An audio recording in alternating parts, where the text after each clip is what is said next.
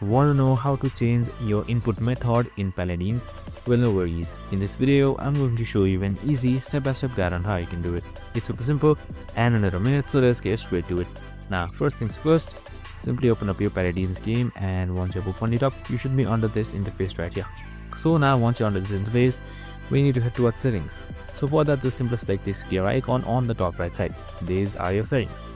So once you have selected that, by default you should be under video if nothing is changed. So in the middle you should be seeing controls right here, so you can just simply select it. So now once you have selected controls, in the bottom you should be seeing something known as input method, so you can just simply change it just like this right here to your keyboard or your controller. So if you have a controller connected, just simply change to controller and then select apply, and you should be good to go. And that's it. I hope this video helped. If it did, make sure to like, subscribe, and remain with us for more of these videos. See you in the next one.